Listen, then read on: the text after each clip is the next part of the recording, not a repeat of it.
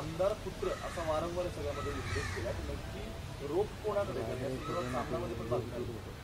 नाही, मला पटोले नेमके कुणाच्या संबंधाने बोलले याची कल्पना नाही आहे, पण एक नक्की आहे, ज्या पद्धतीने या प्रकरणामध्ये अनेक ग्लॅमरस नेम फेम असणारे आणि बडी प्रस्थ दाखल झाली, म्हणजे हे फार शोकांतिका आहे एका अर्थाने की घाटकोपरमध्ये 18 जीव गेले, त्याची चर्चा 3 दिवसाच्या आत संपली.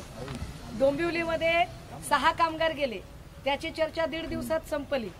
परंतु एका ग्लॅमरस प्रकरण जे गेल्या साधारण महिनाभरापासून हे सगळं चालू आहे, हे कशासाठी चालू आहे, ते सगळे बडे प्रस्थ अर्ध्या रात्री का दाखल झाले होते. जर खरंच शिफारस केली होती आमदार सुनील टिंगरेंनी, तर टिंगरेंनी नंतर त्याच्यातनं वॉकआउट करायचा प्रयत्न का केला. सुनील टिंगरेंनी ठामपणे का सांगितलं नाही की होय मी शिफारस केली होती.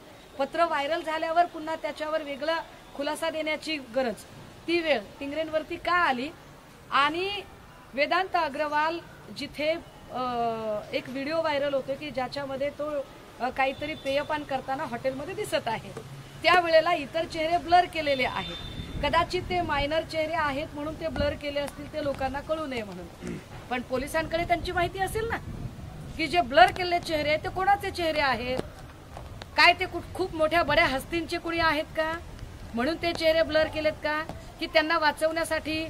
मग तो आमदार कोण, आणि त्या आमदाराशी आमदार सुनील टिंगरेंचा काय संबंध, आलं पाहिजे एकदा पुढे सगळं. 14 कॉल झाले तावडे आणि अग्रवाल यांच्यामध्ये, तेवढेच कॉल झालेत की आणखी काय कॉल झाले असण्याची शक्यता